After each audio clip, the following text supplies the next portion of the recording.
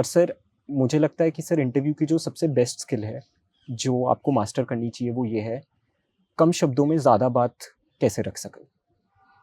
क्योंकि sir law तो सबने पढ़ा है और जिस क्वेश्चन का आंसर आपने लिखा है, मर्डर और कल्पेबल होमिसाइड का जो मैं लिखूँगा, वही कोई और बच्चा लिखेगा। पर मेरा जो सिलेक्शन है वो इस चीज़ से इंश्योर होगा कि मैंने उसमें कोई रीसेंट केस लॉ लिखा है, पहली चीज़।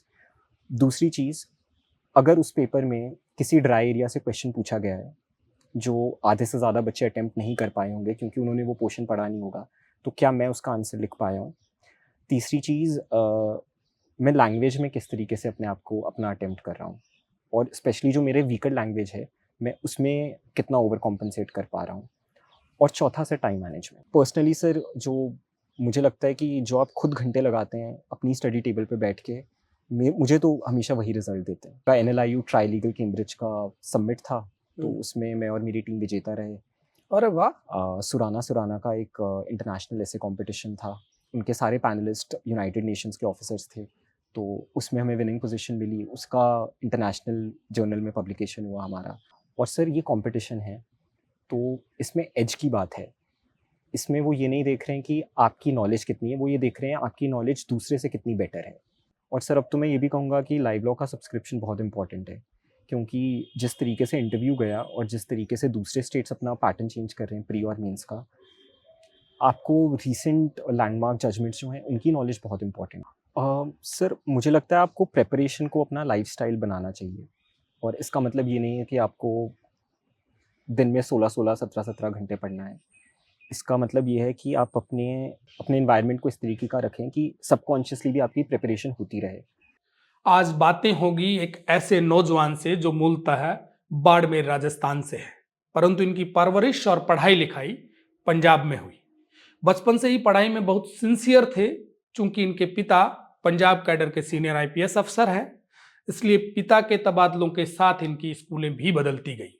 फाइनली लॉ की पढ़ाई के लिए पंजाब के प्रसिद्ध संस्थान army institute of law school Mohali में एडमिशन लिया।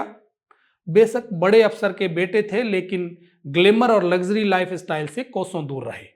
प्रारंभिक पेशा वकालत के रूप में चुना, लेकिन फाइनली जज बनने का फैसला किया और वर्ष 2024 में राजस्थान न्यायिक सेवा यानी आरजेएस में 29वीं रैंक के साथ सेलेक्ट हो गए। एक मेहनतकश युवा, सौम्य स्वभाव के इंसान और सादगी की मूर्त इस नौजवान का नाम है अभिनंदन जैन। अभिनंदन के साथ आज हम इस सफलता के सफर की ढेर सारी बातें करेंगे, तो आप हमारे साथ बने रहिए। नमस्कार, मैं Brij Mohan Ramawat, talk with BMR में आपका स्वागत है।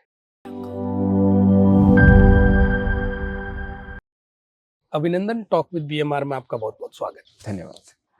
अभी हाल ही में जो रिजल्ट आया है उसमें आप जज बने हैं। आपकी रैंक है 29वीं जी रैंक। सर। आपने कब तय किया है कि मुझे न्यायिक सेवा में जाना है? सर पहले जो 3 वर्ष थे कॉलेज के, तो उस समय तो सर कॉलेज का आप एक्सपीरियंस ले रहे हो, अनुभव ले रहे हो, जी। जगह-जगह आप इंटर्नशिप कर रहे हो। तो उस समय तो सर मेरा ज़्यादा फोकस था एकेडमिक्स पे, एक्स्ट्रा करिकुलर एक्टिविटीज़ पे, कि मूट कोर्ट कॉम्पिटिशन्स, ऐसे कॉम्पिटिशन, सेमिनार्स और इंटर्नशिप्स पे।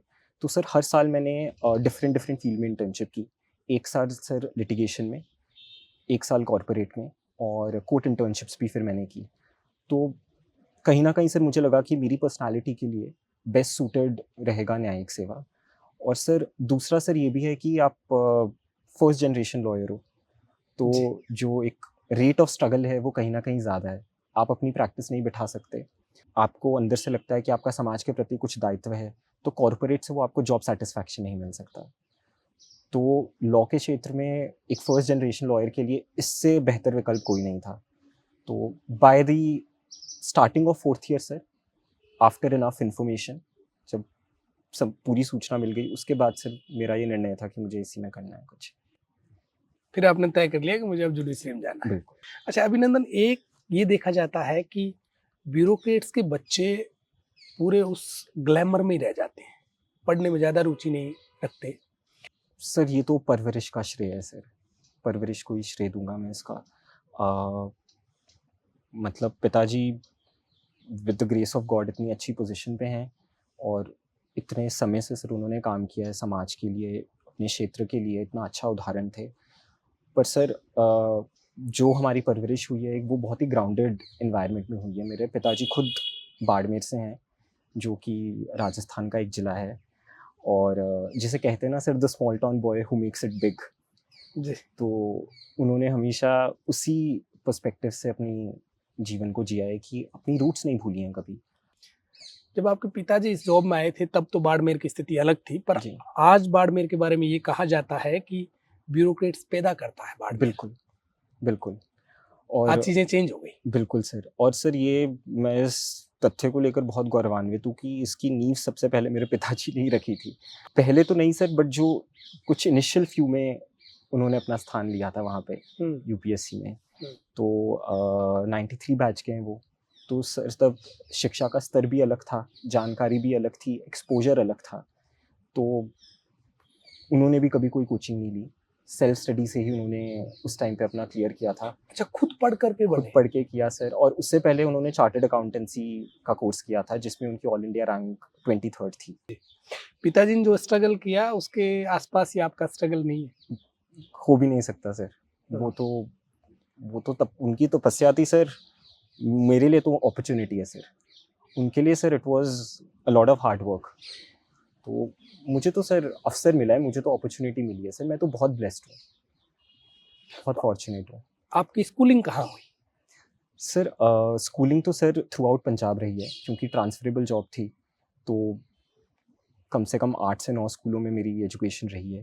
पर जो मेरी मैट्रिकुलेशन है 10वीं और 12वीं, वो भटिंडा से ही हुई है। 10वीं सेंट जोसेफ्स कॉन्वेंट स्कूल से हुई है और 12वीं सेंट ज़ेवियर से हुई है। मीडियम इंग्लिश था? मीडियम इंग्लिश था सर। अच्छा, तो एक बात बताइए आप कि पिताजी की जॉब कंप्लीट पंजाब में हुई, जी, आप वापस राजस्थान की तरफ गए हो, जी। ये कोई प्लान था या ईश्वर की कृपा थी? सर ईश्वर की कृपा थी। सर खुद की भी इच्छा थी कहीं न कहीं। जैसे सर मैंने बताया कि ब्यूरोक्रेसी बैकग्राउंड के बावजूद भी हमें जो हमारी परवरिश हुई है वो बहुत ही ग्राउंडेड और रूटेड तरीके से हुई है हमारे कल्चर में। तो एक तरीके से लगाव भी था कि क्योंकि हम वहाँ से आते हैं, तो वो एक इच्छा रहती है सर कि वो स्टेट मिल जाए तो क्या कहना। पर है तो सर ईश्वर की कृपा। कहाँ से की लो आपने? Army institute of law sir, Mohali. अच्छा, ये क्या मेरिट बेस पे सिलेक्शन होता है या कोई एग्जाम होता है इसका? जी, सर इसमें टोटल कुल 80 सीट्स होती हैं एक बैच में। जी। तो पंजाब में जो मतलब 60 टू 64 सीट्स हैं, वो वार्ड्स ऑफ आर्मी पर्सनल्स के लिए रिजर्व्ड होती हैं। ओके। तो उनके लिए सर एक स्पेशल टेस्ट होता है, और मैं सिविलियन कैटेगरी का था। तो हमारे लिए सर जो 12th की परसेंटेज होती है, वो आपका एडमिशन डिसाइड करती है, और इसका सर कट ऑफ कभी भी 95% से कम नहीं जाता है, अच्छा। क्योंकि सिर्फ 16 सीट्स हैं, और 4 seat sir all India civilians के लिए होती हैं। और उसमें भी सर 4 सीट्स में इतने सारे लोग उस एग्ज़ाम को देते हैं। तो सिविलियन कैटेगरी में इसमें एडमिशन लेने का एक बहुत ही स्ट्रॉन्ग मेरिट क्राइटेरिया रहता है। With the grace of God उस टाइम नंबर अच्छे थे। पहली बार में हो गया सिलेक्शन? जी सर, एडमिशन मिल गया था, पहली लिस्ट में मिल गया था एडमिशन। जी। तो ये पहली सफलता थी आपकी? सफलता तो सर अब कहीं न कहीं थोड़ी-सी महसूस हो रही है। उस समय नहीं थी? उस समय सर सफलता से ज़्यादा था कि एक मौका मिल गया मुझे, एक अच्छे लॉ स्कूल में जाने का। क्योंकि करना लॉ ही था सर मुझे, और ये था कि मुझे एक अच्छा एक्सपोज़र भी चाहिए। सर मैं तो ये मानता हूँ कि आपके लॉ स्कूल से आपका फ़र्क नहीं पड़ता। अगर आप पर्सनली बहुत फ़ोकस्ड हैं और आपका विज़न क्लियर है, तो आप कहीं पे भी करके बहुत अच्छा कर सकते हैं।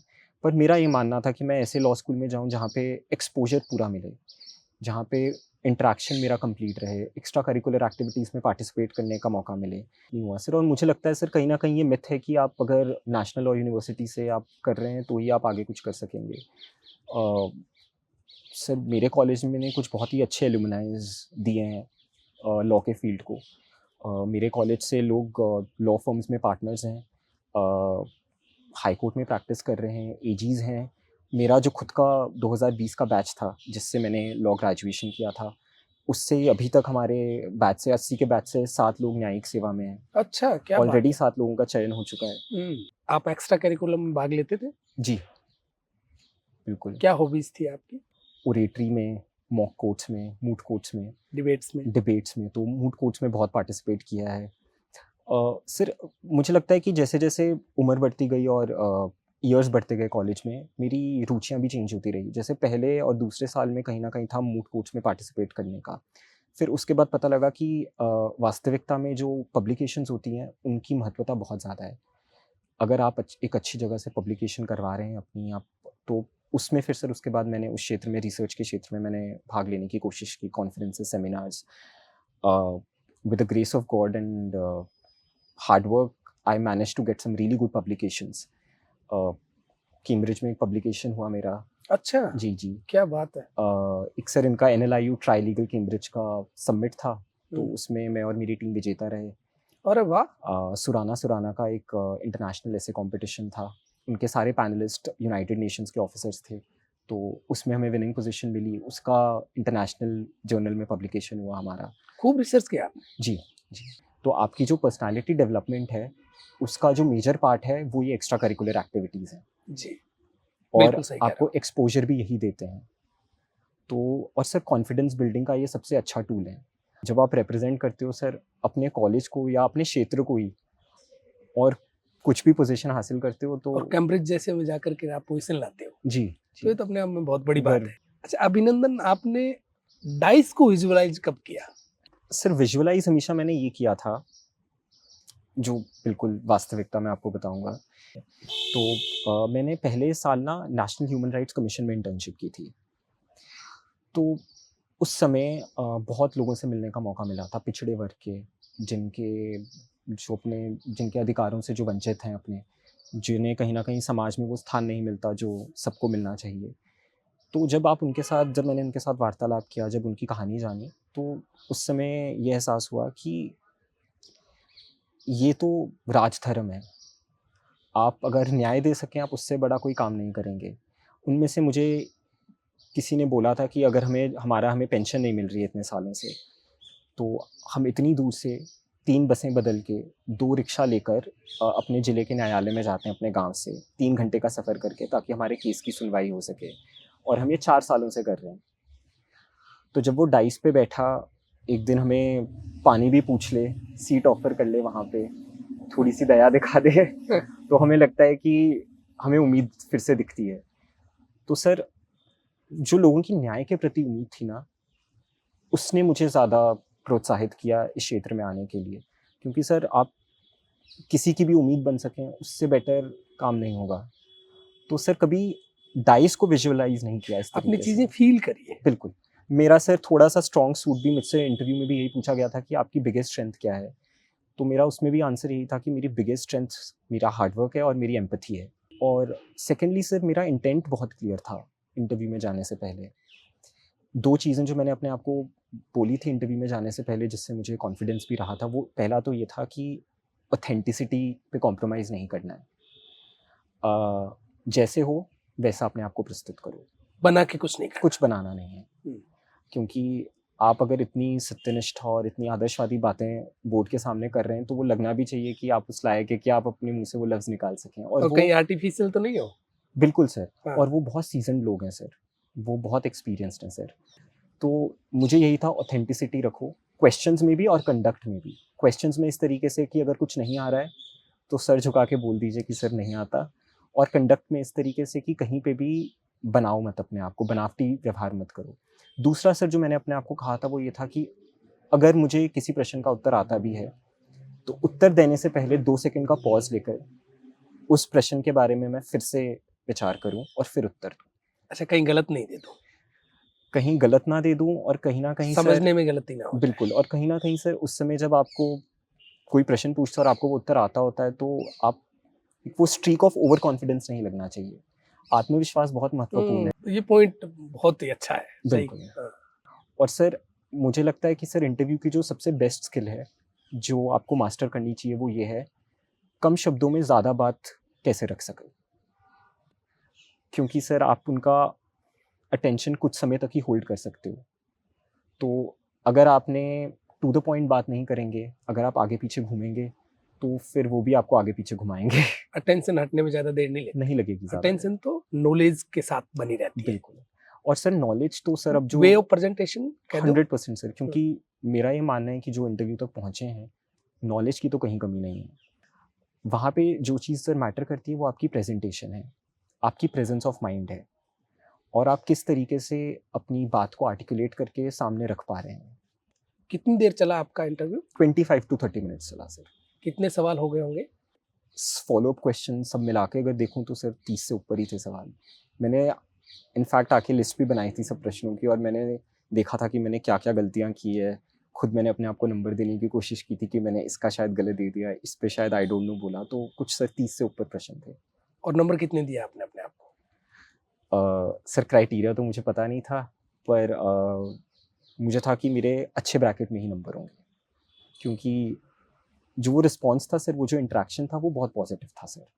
तो एक और सर जो मैं चीज़ शेयर करूँगा, जी। इंटरव्यू में सर क्या था कि वो इतने फ्रेंडली थे सर, और वो आपको इतना कंफर्टेबल कर रहे थे कि उन्होंने अपने ही रूम में एक टॉफ़ी का बॉक्स रखा हुआ था। तो वो हर बच्चे को एक एक टॉफ़ी दे रहे थे इंटरव्यू ख़त्म होने पर। तो जब मेरा इंटरव्यू ख़त्म हुआ सर, तो उन्होंने मुझे भी बोला एक टॉफ़ी लीजिए आप। तो जब मैंने वो चॉकलेट उठाया, फिर उन्होंने मेरे से एक और बार रुका, उन्होंने मुझे रुकने के लिए कहा, और उन्होंने मुझसे पूछा कि आप छोड़ के तो नहीं जाएंगे, आप पंजाब से हैं, आप राजस्थान में आ रहे हैं, तो आपको हम यहाँ गाँवों में भी पोस्टिंग दे सकते हैं, पिछड़े वर्गों में भी, पिछड़े क्षेत्रों में भी हम आपको रखेंगे, तो क्या आप डिटर्मिन्ड हैं? तो सर उस पे भी मैंने 2 सेकंड का पॉज़ लिया, और जब सर उस पे मैंने 2 सेकंड का पॉज़ लिया, तो उस आंसर को लेकर मैं सबसे ज़्यादा कॉन्फिडेंट था पूरे इंटरव्यू में, कि सर मैं डिटर्मिन्ड हूँ। इससे पहले जितने भी लॉ के क्वेश्चंस थे, उनमें भी कॉन्फिडेंट था, पर इस क्वेश्चन के आंसर में मैं सबसे ज़्यादा कॉन्फिडेंट था। और आई थिंक सर कहीं न कहीं वो जो कॉन्फिडेंट था, वो मेरे इंटरैक्शन में बोर्ड ने महसूस किया। तो जब उन्होंने दूसरी बार जाने के लिए बोला, तो एक बोर्ड मेंबर ने कहा, "आप 2 टॉफ़ियाँ लेकर जाइए।" तो कहीं न कहीं मुझे आपको लगा, उसी समय लग गया था कि हाँ, मेरा इंटरव्यू बहुत अच्छा गया है? सर ऐसा होता है कि आपको, मुझे लगा था कि जैसे एक्चुअल में सर मैं उस टाइम पे स्कूल गोइंग बॉय था, कि जैसे आप छोटे बच्चों को चॉकलेट दे देते हैं सर, मेरा तो रिएक्शन यही था, मैंने नीचे करके बोला thank you so much sir, और शर्मा के बाहर निकल गया। वो सर बिगेस्ट वैलिडेशन था, क्योंकि सर ये जो प्रोसेस ऑफ प्रिपरेशन होता है, इसमें आपको कोई वैलिडेट करने वाला नहीं होता है, जी। आपको कोई एक्सटर्नल स्टिमुलेशन नहीं मिल रहा है यहाँ पे। पिछले 3 सालों में सर पहला वैलिडेशन था, वो जो जज महोदय थे, उनका कहना कि आप 2 चॉकलेट लेकर जाइए, और दूसरा वैलिडेशन था ये रिजल्ट। सवाल किस टाइप के थे उनके? सर राजस्थान से संबंधित भी थे, अच्छा, आउट ऑफ लॉ भी पूछे उन्होंने? आउट ऑफ लॉ भी पूछे हैं सर। व्यक्तिगत सवाल भी पूछे उन्होंने? व्यक्तिगत उन्होंने यही पूछा था कि अगर आपको, हम यहाँ पे छोटे ज़िलों में, छोटे शहरों में, क्या आप डिटरमिन्ड हो यहाँ पे उसी एंथुसियाज़्म से वर्क करने के लिए? और बैकग्राउंड पूछा था सर कि मैंने पिछले 2-3 सालों में क्या किया, तो प्रैक्टिस भी की है सर मैंने साथ में, अच्छा, प्रैक्टिस पढ़ाई की के है आपने? साथ-साथ। जी सर, 2020 में सर मेरा लॉ हो गया था, तो उसके बाद सर 2-3 साल सर ये था कि मुझे वो प्रैक्टिस का एक्सपीरियंस भी चाहिए था। तो कोर्ट में भी अपीयर हुए हैं, कंपनीज़ को भी रिप्रेज़ेंट किया है एज़ लीगल काउंसिल। कहाँ, बठिंडा ही किया है? बठिंडा भी सर, और चंडीगढ़ भी। अच्छा। और मोस्टली सर जो वर्क था मेरा, वो प्री लिटिगेशन वर्क था, क्योंकि as a legal adviser to many companies I was empanelled with them. तो उनकी कोई भी लीगल क्वेश्चंस होते थे, तो वो ओपिनियंस के लिए मेरे पास ही आते थे। तो कहीं ना कहीं सर उससे ये था कि, क्योंकि ये जो प्रेपरेशन का टाइम होता है ना sir, it is also a test of your character and patience. आपके चरित्र का, आपके धैर्य का, और आपकी कामनेस का बहुत बड़ा टेस्ट है ये। जितना बड़ा टेस्ट आपके नॉलेज का है, उतना ही बड़ा टेस्ट ये इन सब चीज़ों का है। और उन चीज़ों को मेंटेन करने के लिए बहुत इम्पोर्टेंट है कि आप अपनी ग्रोथ को ना रोकें। जी। तो सबके लिए अलग स्ट्रैटेजी वर्क करती है सर, मेरे लिए मुझे लगा कि कहीं न कहीं साथ में काम करना मुझे और अच्छा लगा वो साथ में करना। सॉरी बोला आपने इंटरव्यू में? बिल्कुल सर, आई डोंट नो, मैंने एक बार एक क्वेश्चन पे मैंने बोला था। बाकी सब पे जवाब दिया? जी। चलते इंटरव्यू में किसी बोर्ड मेंबर ने कहा वेरी गुड, बहुत अच्छा? जी, जी। लॉ के 1-2 क्वेश्चंस थे सर। एक रीसेंट जजमेंट से रिलेटेड क्वेश्चन था सर। सिचुएशन बेस्ड क्वेश्चंस बहुत थे। तो कुछ सिचुएशन बेस्ड क्वेश्चंस थे जो सुप्रीम कोर्ट की जो लेटेस्ट जजमेंट्स हैं, उन पे बेस्ड थे।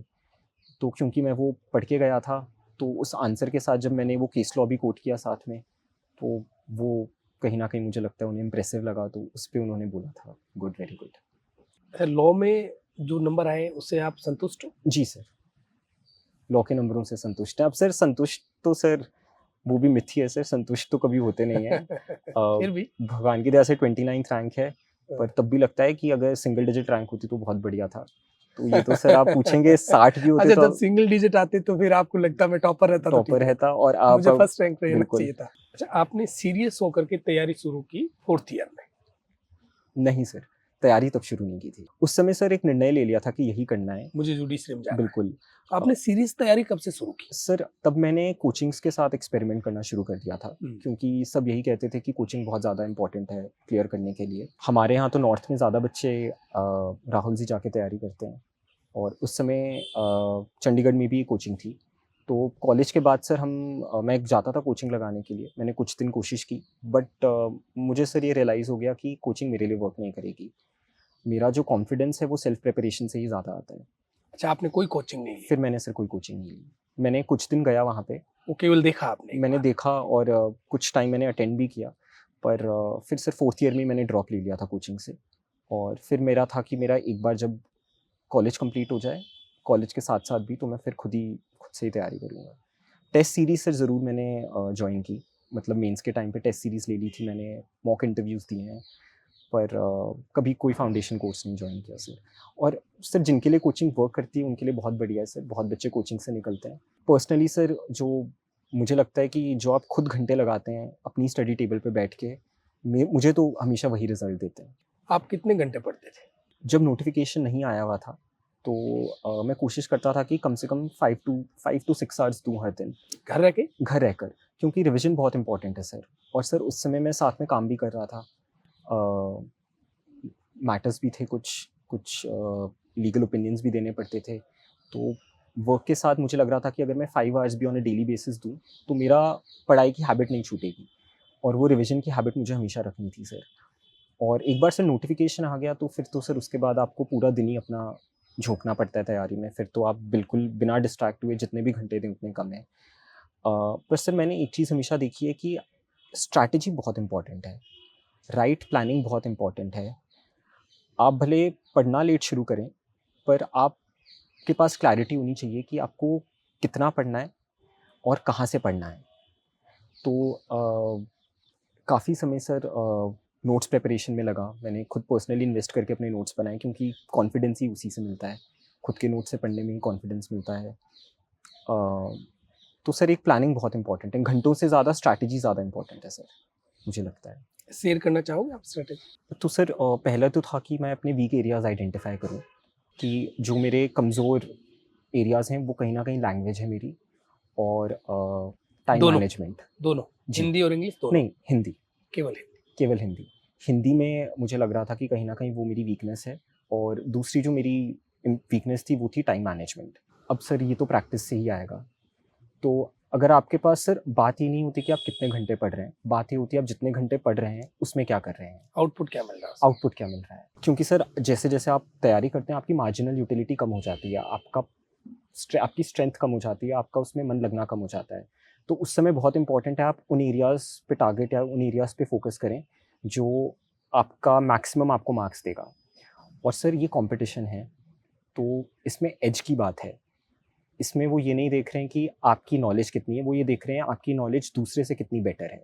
तो वो जो कंपैरिज़न है और वो जो एक डिफ़रेंस आता है, वो कुछ-कुछ एरिया से ही आता है। अब वो एरियाज़ हैं language, judgement writing, time management, आपकी इंटरव्यू स्किल्स कैसी हैं।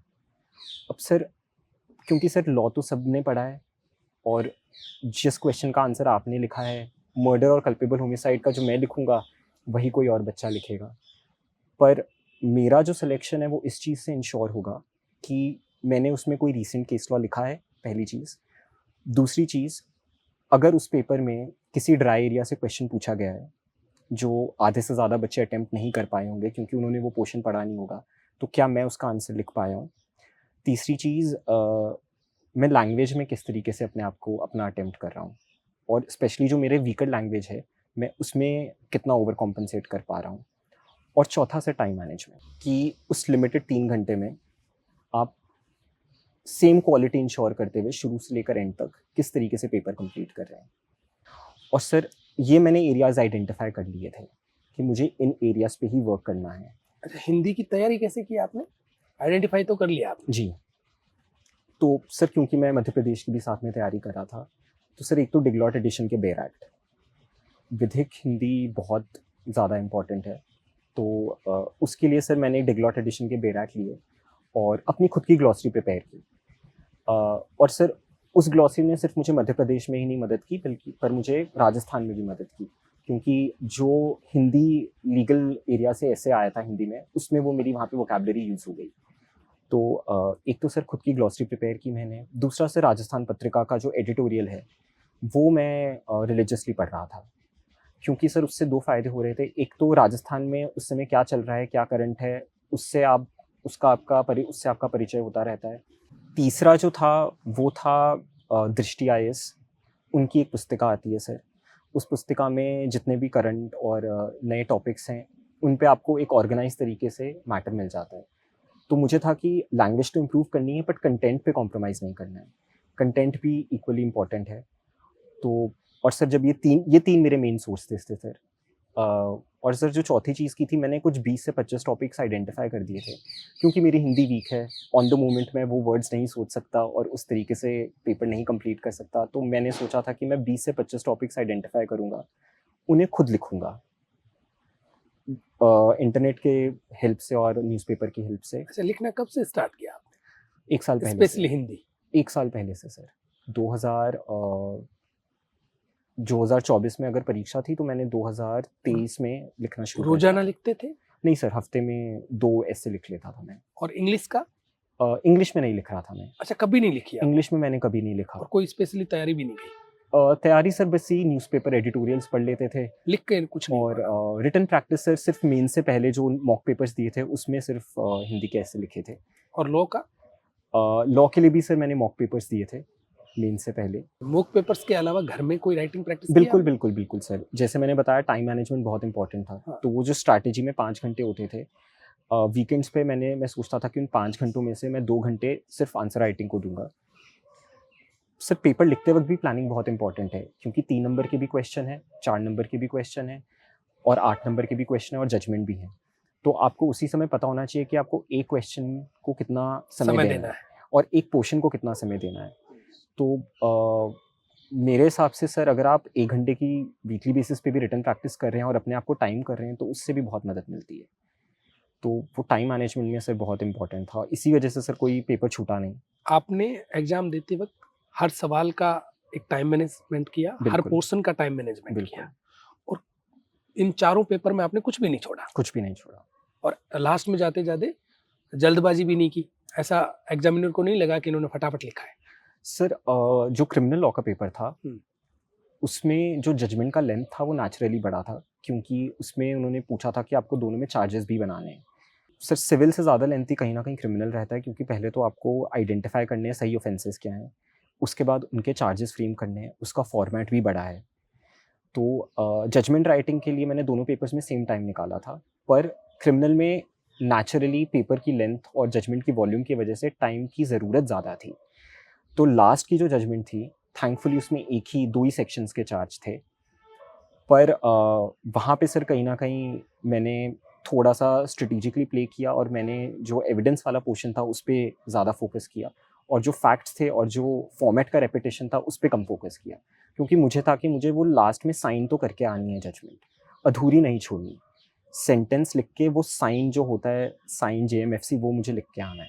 और लिख के आए? वो मैं लिख के आया। उस समय फील किया कि मैं ऐसे ही करूंगा कभी? सर वो तो सर ऐसा जब वो सर पे खड़े होते हैं पेपर लेने के लिए और आप तब ऐसा भी, फीलिंग कुछ नहीं आती? तब उस टाइम पे ही होता है कि साइन बस जेएमएफसी लिखने में भी जो स्ट्रगल हो रहा होता है ना उस टाइम पे सर, तब तो रफ्तार बढ़ जाती है सर। जो टाइम मैनेजमेंट सर आपका प्रेशर में होता है वो कभी होता ही नहीं। यही सर आप, मैं अपने कमरे में वो जजमेंट लिख लूँ 20 मिनट में, मैं 20 मिनट में नहीं लिख सकता। वो एनवायरनमेंट ऐसा होता है कि वो स्ट्रेंथ अंदर से आ जाती है उस टाइम पे। एस्पिरेंट्स को आप बुक्स रिकमेंड करना चाहेंगे? सर बेरैक्ट इज़ द बाइबल। अगर आप बेरैक्ट्स को अच्छे से नहीं कर रहे हैं तो फिर आपको कमेंट्री हेल्प नहीं करेगा। तो सबसे पहले तो सर अपनी बेरैक्ट पे पकड़ बहुत मजबूत कीजिए। मैंने जो नोट्स भी बनाए थे उसका हमेशा प्राइमरी सोर्स बेरैक्ट होता था। अगर एक सेक्शन बहुत बड़ा है तो अपने नोट्स ऐसे बनाइए कि वो पूरा सेक्शन कवर हो जाए, बट कंसाइज तरीके से, नोट्स और एक खुद बनाओ? पॉइंट्स, बिल्कुल बिल्कुल। किसी दूसरों की मदद से नहीं, या किसी कोई कोचिंग इंस्टीट्यूट के नहीं? मेरे लिए नहीं वर्क करता सर। मुझे हर चीज़ अपने हाथ से निकालनी होती है। कहीं न कहीं मुझे वो क्वालिटी पर विश्वास नहीं होता कि खुद से अगर ना करूँ अपने हाथ से, तो खुद ही सर मैंने नोट्स बनाए थे और वो प्राइमरी सोर्स सर बेरैक था। आप उसको अंडरस्टैंड कीजिए, उस सेक्शन को ब्रेक डाउन कीजिए, उसके जो कीवर्ड्स हैं, इम्पोर्टेंट वर्ड्स हैं, उनको नोट कीजिए और फिर आप कोई कमेंट्री पढ़िए।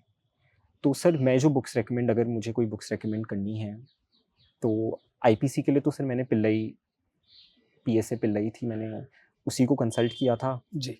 सीपीसी के लिए टकवानी और सीआरपीसी के लिए केलकर। पर सर जब मैं नोट्स बनाने बैठता था तो उस समय मैं एक बुक नहीं रखता था अपने पास। एक तो बैरैक्ट होता ही था और साथ में 2 या 3 बुक्स होती थी, कमेंट्री की। कमेंट्रीज़। क्योंकि उससे क्या होता है सर, आपका बेस्ट ऑफ ऑल, आप हर चीज़ का बेस्ट कंटेंट आप फिर इनकॉर्पोरेट कर पाते हैं अपने नोट्स में। तो उससे क्वालिटी नेचुरली एनरिच हो जाती है आपके नोट्स की। जी। जी। और सर अब तो मैं ये भी कहूँगा कि लाइव लॉ का सब्सक्रिप्शन बहुत इम्पोर्टेंट है, क्योंकि जिस तरीके से इंटरव्यू गया और जिस तरीके से दूसरे स्टेट्स अपना पैटर्न चेंज कर रहे हैं प्री और मेंस का, आपको रीसेंट लैंडमार्क जजमेंट्स जो हैं उनकी नॉलेज बहुत इंपॉर्टेंट है। आपने लिया था लाइलो बिल्कुल, का? बिल्कुल। सेम आंसर जैसे मैंने बताया सर, सेम क्वेश्चन है। आपको 1.5 नंबर वहाँ पे एक्स्ट्रा तभी मिलेगा अगर आप कुछ अलग लिखेंगे। आपको एग्ज़ामिनर को सेल करना है कि आप वो जो एक्स्ट्रा 1.5 मार्क है उसके डिज़र्विंग हैं। तो वो जो डिफरेंस इन क्वालिटी है वो आप केस लॉ के थ्रू ही या रीसेंट डेवलपमेंट्स के थ्रू ही अपने आंसर्स में रिफ्लेक्ट कर सकते हैं कहीं ना कहीं। और राइटिंग, अगर आपने नीट तरीके से पेपर किया है तो वो हेल्प करता है, क्योंकि सर जैसे मैंने बताया कंपटीशन है, आपको अपने आप को किसी ना किसी तरीके से दूसरों से बेटर दिखाना है, तो ये ट्रिक्स हेल्प करती हैं। तो बस सर मैंने अपनी स्ट्रैटेजी में इन चीज़ों को इनकॉर्पोरेट किया कि मैक्सिमम आउटपुट निकाल सकूं मिनिमम टाइम में। 2020 से आप प्रैक्टिस कर रहे हो, जी तो लिखने की हैबिट तो तभी से है, क्योंकि आपको लीगल ओपिनियन देना है तो पहले पढ़ना है, जी फिर आपको समरी बनानी है, जी फिर जी आपको जी फिर जी आप किसी को ओपिनियन दोगे। जी जी। सर मुझे मेरा पहला असाइनमेंट 2021 में मिला था, क्योंकि 2020 में कोविड चल रहा था। जी। तो अक्टूबर में डिग्री मिली, क्योंकि सब लेट हो गया था उस समय। एंड बार में मेरा जो एनरोलमेंट था वो भी टुवर्ड्स दी एंड जाके हुआ 2020 में, तो मुझे पहला असाइनमेंट तो 2021 में मिला था। तो आप बिल्कुल सही कह रहे हैं सर कि पढ़ना और लिखने की हैबिट बहुत इंपॉर्टेंट है। पर सर कभी मुझे ऐसा नहीं लगा मुझे आउट ऑफ द वे जाके एफर्ट डालना पड़ रहा है पढ़ने या लिखने के लिए, क्योंकि कॉलेज में भी एक रीडिंग हैबिट थी। आप एक्स्ट्रा करिकुलर एक्टिविटीज़ में अगर पार्टिसिपेट कर रहे हैं, रिसर्च पब्लिकेशन इनमें भी खूब पार्टिसिपेट किया आपने, बिल्कुल तो ये भी बिल्कुल एक आपका मदद का 100%, वो जरिया बना। 100% सर। आपको वो और हैवी इंटरव्यू में भी हैवी ये बना। बिल्कुल सर, इंटरव्यू में भी बना। इंटरव्यू में भी सर लिखने और पढ़ने की हैबिट तो मदद करती है सर, बट इंटरव्यू में सर उससे ज़्यादा प्रेजेंटेशन स्किल्स ने बहुत हेल्प किया। माताजी आपकी होम मेकर है, जी, माताजी होम मेकर हैं सर। कितनी मदद रही है आपकी इस पूरे सफर में? सर मेरा एफर्ट मैं फिर भी कहूँगा कहीं कभी कम हो जाता था, उनका एफर्ट कभी कम नहीं हुआ है। आपके माता-पिता आपके प्रति जो योगदान करेंगे, वो कोई और नहीं कर सकता। और मेरी तो सर पूरे प्रोसेस में मेरी जो सबसे अच्छी मित्र, सबसे अच्छी दोस्त थी, वो मेरी माताजी ही थी। मेरी तो सर थेरेपिस्ट, काउंसलर, फ्रेंड, सब कुछ उस पूरे ड्यूरेशन ऑफ प्रिपरेशन के लिए वही थे। कहीं न कहीं सर ये एक कलेक्टिव जर्नी हो जाती है। इस प्रोसेस में आपका मोटिवेशन लूज़ करना बहुत स्वाभाविक है, क्योंकि बहुत लंबी जर्नी रहती है। डिसिप्लिन और लूज़ लूज करना हुआ भी भी। सर अप्स एंड डाउन्स चलते रहते हैं। तो वो डाउन फेजेस भी आते थे जब आपका मोटिवेशन कहीं न कहीं लूज़ हो जाता है, आपका डिसिप्लिन लूज़ हो जाता है, आप डिस्ट्रैक्ट हो जाते हो। और उस समय जब आप अपने मैंने जब अपनी मदर के एफर्ट्स देखे और उनका कमिटमेंट देखा, तो मुझे लगा कि अब तो खुद वाले कम लगने लगे। खुद वाले कम लगने लग गए। फिर आपको लगता है कि वही सर, आप अपने आस-पास के एनवायरनमेंट से अपनी प्रेरणा ढूँढते हो। तो मैं तो बहुत भाग्यशाली हूँ कि मुझे मेरे माता-पिता में मेरी प्रेरणा मिली। ये रहेगा मेरा कि जो मेरे नाना-नानी थे, उनका सर देहांत हो चुका है, दोनों का। दोनों का, कोविड के समय। कोविड के समय। तब सर जो मेरे मदर थे, मैंने उनको देखा था कि वो एक अपने बहुत ही डीप पर्सनल लॉस से कोप कर रहे थे।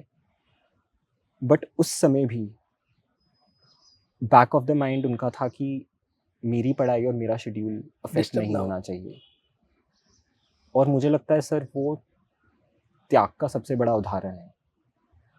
अगर आप अपने आप को, अपने इमोशंस को और अपने जज़्बातों को साइड पे रख के किसी दूसरे इंसान का सोच सकें, तो उससे बड़ा त्याग नहीं होता। और मुझे लगता है सर कि ये बिगेस्ट क्वालिटी होती है एक अच्छे जुडिशियल ऑफिसर की भी। एक चीज़ मुझे जो मेरी मम्मी हमेशा कहती थी प्रिपरेशन में, वो थी जब भी मैं स्ट्रेस लेता था या चिंता करता था, और यही मैं आपके दर्शकों को कहूँगा, चिंतन करो, चिंता मत करो। तो पूरे प्रोसेस में मेरा भी ये होता था कि जब एक रोड ब्लॉक हिट हो जाता था, पॉज़, रिफ्लेक्ट, इंट्रोस्पेक्ट, री-स्ट्रैटेजाइज़, अब फिर से अपनी स्ट्रैटेजी ऑल्टर करो, इंट्रोस्पेक्ट करो। आपकी शादी हो गई? नहीं सर, तो अब क्या प्लान है? शादी तो अभी तो सर ये है कि अभी अपना कर्तव्य अच्छे से पूरा करना है। अभी सर कुछ प्लान नहीं है। सोचा नहीं है। नहीं, अभिनंदन सोशल मीडिया चलाते थे कि आप उससे दूर हो गए थे? नहीं सर चलाते थे। कभी दूर नहीं हुए? सर अपनी एक्टिविटी रेगुलेट करता था। जो अब तो सर सोशल मीडिया पे भी फीचर है, हर सोशल ऐप पे एक फीचर होता है आपकी एक्टिविटी का टाइम स्पेंट। तो मैं अपना एवरेज टाइम थोड़ा रेगुलेट करता था और कोशिश करता था कि उस टाइम में भी वो कंटेंट कंज्यूम करूं जो मेरी प्रिपरेशन को थोड़ा एनरिच करे। वो पेजेस ज़्यादा फॉलो करता था जहाँ पे लीगल डेवलपमेंट्स से रिलेटेड जो इन्फॉर्मेशन है वो ज़्यादा मिलती थी। तो सर कहीं ना कहीं आप अपने अगर टाइम मैनेज करके सोशल मीडिया यूज़ करें और सही कंटेंट फॉलो करें, so it can be a tool to your preparation. आपकी तैयारी में आपकी सहायता ही करेगा ये फिर कहीं ना कहीं। या आप ये नहीं कहना चाहते कि आप इससे कंप्लीट दूर हो जाओ? मेरे लिए मैं नहीं हुआ था सर दूर। हम्म, तो पर सर अगर आपको अगर नियंत्रण खुद पे नहीं है, अगर आप अपना टाइम नहीं रेगुलेट कर पा रहे हैं, तब तो आपको दूर होना तब आपको चाहिए। कट ऑफ करना चाहिए। फॉर्चुनेटली मेरे लिए वो समस्या नहीं थी, मैं अपना टाइम मैनेज कर पा रहा था उस टाइम पे सोशल मीडिया के लिए। तो इसलिए मैं दूर नहीं हूँ, और मुझे कहीं न कहीं लगा इसने मेरी सहायता ही की तैयारी में। जिस तरीके का मैं उस टाइम पे कंटेंट कंज़्यूम कर रहा था, फॉलो कर रहा था। अभिनंदन, आपके पिताजी आईपीएस है पंजाब कैडर के, अभी डीजीपी है, जी, और आप आ गए जुडिशरी में। जी। तो आपने कभी ये नहीं सोचा कि मुझे आईएएस बनना है, आईपीएस बनना है? आप जुडिशरी में क्यों आए? जी। इसके पीछे कोई कारण? जो इंडिपेंडेंस, जो स्वतंत्रता और जो न्यायिक सेवा में है, वो किसी और क्षेत्र में नहीं है। इस सेवा में किसी भी तरीके का राजनीतिक हस्तक्षेप नहीं है। आप सिर्फ़ कॉन्स्टिट्यूशन को ही आंसरेबल हैं। आप सिर्फ़ भारत के संविधान को आंसरेबल हैं यहाँ पे। तो वो जो एक सेंस ऑफ इंडिपेंडेंस थी, वो बहुत एम्पावरिंग है। वो आपको बहुत सशक्त महसूस करवाती है। अच्छे तरीके से आप सेवा में योगदान करेंगे, सो स्काई इज़ द लिमिट। उच्च न्यायालय के लिए भी के द्वार भी आपके लिए खुल जाएँगे, और भगवान की दया से सर्वोच्च न्यायालय के लिए भी के द्वार भी खुल जाएँगे। तो इस वजह से ब्यूरोक्रेसी दिमाग में नहीं आया। एक जनरली देखा जाता है कि ब्यूरोक्रेट्स के बच्चे फॉरेन पढ़ने जाते हैं, वहीं सेटल्ड हो जाते हैं, या फिर कोई बिजनेस में सेटल्ड हो जाते हैं, पढ़ाई की तरफ नहीं आते। जी, और यदि आते भी हैं तो वो यूपीएससी ट्राई करते हैं, जी, जुडिशरी नहीं करते, जी, जबकि आप इधर आ गए। जी। पिताजी ने कभी कहा नहीं कि ठीक है आप उधर नहीं, इधर ही आओ आप? कभी नहीं सर। पिताजी ने एक ही चीज़ बोली थी सर कि जो वो अभी भी बोलते हैं कि जो भी करो अपना 100% दो, सिंसेरिटी से करो और इंटेग्रिटी के साथ करो। फिर वो यूपीएससी है या जुडिशरी है, कभी वो प्रेशर नहीं था उनकी तरफ से। मैं तो बहुत अपने आप को भाग्यशाली समझता हूँ कि अपनी परवरिश में मैंने एक ब्यूरोक्रेटिक एनवायरनमेंट देखा, और अब मुझे ये अवसर मिलेगा कि मैं न्यायिक सेवा एनवायरमेंट में भी, उस एनवायरनमेंट में भी अपना योगदान कर सकूँगा। तो पिताजी खुश हैं? जी सर, बहुत खुश हैं। अभिनंदन, ये बताइए कि पढ़ाई के दौरान आपने और क्या क्या किया? मतलब किस प्रकार से स्पेशली ध्यान रखा कि मैं पढ़ाई करते समय, तैयारी करते समय इन बातों का और ध्यान रखूं ताकि मैं अच्छा आउटपुट दे सकूं? सर मुझे लगता है आपको प्रिपरेशन को अपना लाइफ़स्टाइल बनाना चाहिए, और इसका मतलब ये नहीं है कि आपको दिन में 16-16, 17-17 घंटे पढ़ना है। इसका मतलब ये है कि आप अपने अपने एनवायरनमेंट को इस तरीके का रखें कि सबकॉन्शियसली भी आपकी प्रिपरेशन होती रहे। मैंने अपने स्टडी रूम में, जो मेरा कमरा था, उसमें व्हाइट बोर्ड्स रखे थे। तो शेड्यूल से लेकर जो सब्जेक्ट कर रहा हूँ, जिसके कोई सेक्शंस नहीं याद हैं, उनसे लेकर इम्पोर्टेंट इन्फॉर्मेशन से लेकर रीसेंट केस लॉ से लेकर वो कॉन्स्टेंटली मैं उस पे लिखता रहता था। दूसरी चीज़ सर, पोस्ट-इट्स। पूरे मेरा जो पूरा कमरा था उसमें पोस्ट-इट्स ही लगे हुए थे, येलो कलर के जो आते हैं, जिनमें वो सारी इन्फॉर्मेशन लिखी थी जो मैं नहीं बार-बार मेमोराइज़ कर पा रहा था, रिटेन कर पा रहा था। तो सर जब आप प्रिपरेशन को अपने लाइफ़स्टाइल का पार्ट बना देते हैं, तो आपको सबकॉन्शियसली भी आप तैयारी कर रहे हैं। अब अगर उठते ही मेरी नज़र के सामने सीपीसी के ऑर्डर 21 के 50 रूल्स कंसाइज़ली लिखे हुए हैं, तो मुझे उस पे 3 घंटे लगाने की ज़रूरत नहीं है, क्योंकि मैं उठते ही मेरी नज़र उस पे जा रही है कहीं न कहीं। मुझे बहुत मदद मिलती है सर, क्योंकि वो चीज़ें आपको याद रहती है फिर हमेशा।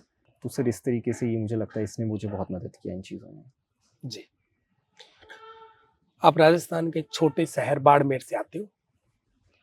पिताजी हालांकि आपके आईपीएस है, उनकी जिला हेडक्वार्टर पर ही पोस्टिंग रही है, जी। पर पंजाब में भी छोटे छोटे जिले हैं। जी। एक यूं बात चलती है कि बड़े शहर में पढ़ने वाला बच्चा कुछ बड़ा करता है, जी, क्योंकि आपकी पढ़ाई तो छोटे शहरों में हुई, छोटे जिलों में हुई। बिल्कुल। आप इस पर कुछ कहना चाहेंगे? सर इस पे तो सर मैं यही कहूँगा कि पहले तो सर ये मिथ है कि बड़े शहर के लोग ही बड़ा करते हैं। मेरे हिसाब से सर सपने बड़े होने चाहिए। शहर छोटा भी है तो चल जाएगा। अ, जैसे आपने बताया मूल निवासी हम बाड़मेर के हैं और मेरी जो मैट्रिकुलेशन हुई है वो भटिंडा से हुई है। तो कहीं भी जाते हैं तो एक टैग रहता है कि आप टियर 3 सिटी से हैं। और कहीं न कहीं सर एक प्रेजुडिस भी रहता है। अगर आप अपने आप को कॉन्फिडेंटली प्रेज़ेंट कर रहे हैं, आप उन बड़े शहरों के बच्चों से कंधा मिलाकर कर रहे हैं, तो एक वो प्रेजुडिस भी रहता है कि अ, अरे बठिंडा जैसे शहर से आकर के ऐसे कैसे हमारी बराबरी कैसे कर रहे बिल्कुल, बिल्कुल। तो सर ये माइंडसेट तो जो है कॉमन है और ये प्रेजुडिस भी बहुत डीप रूटेड है। बट सर मुझे लगता है कि जो सबसे स्पेशल स्टोरीज़ होती हैं, वो भी उन्हीं लोगों की होती हैं, जिनके सपने बड़े थे और जिनकी शायद जगहें छोटी थी। और मैं बहुत गर्व से कह सकता हूँ कि मैं बाड़मेर का मूल निवासी हूँ और भटिंडा में मेरी परवरिश हुई है। क्योंकि आज कोई बच्चा होगा जो 12वीं में क्लैट की तैयारी कर रहा होगा, भटिंडा जैसे छोटे शहर में, जिसे किसी ने कहा होगा कि आप शायद नहीं आगे जा सकते क्योंकि आपकी इंग्लिश का एक्सेंट पूरा है, क्योंकि आपके कपड़े बड़े शहरों के बच्चों जैसे नहीं हैं, क्योंकि आपका वो एक्सपोज़र नहीं है। और उसी सेल्फ डाउट में वो शायद आपका ये इंटरव्यू देखेगा और उसे लगेगा कि अगर ये कर सकते हैं तो हम भी कर सकते हैं। हैं? जी। तो वो जो रिप्रेजेंटेशन है सर, वो जो प्रतिनिधित्व है, वो जो टेबल पे एक आपको सीट मिलती है, आप जिस भी शहर के हों, वो सर सिर्फ़ मेरे लिए प्रोत्साहन नहीं है, वो बहुत लोगों के लिए प्रोत्साहन होता है। क्योंकि एक की भी जीत हो जाती है तो सबकी जीत हो जाती है। और मेरे पिताजी तो हमेशा मुझे कहते हैं कि I am the small town boy who made it big and I expect the same from you. I want you to be the small town boy who makes it big. तो बड़ा एग्जाम्पल है आपके पिताजी। बिल्कुल, हम्म। और same example आपने set किया है। उसका 5% भी नहीं। नहीं, फिर भी एक एग्जाम्पल सेट तो किया एक शुरुआत है। एक बहुत ही अच्छी शुरुआत मिली है सर। आपने हमारे साथ खूब सारी बातें शेयर की, अपने एक्सपीरियंस शेयर किए। आपका बहुत बहुत आभार। बहुत-बहुत धन्यवाद सर, बहुत-बहुत धन्यवाद।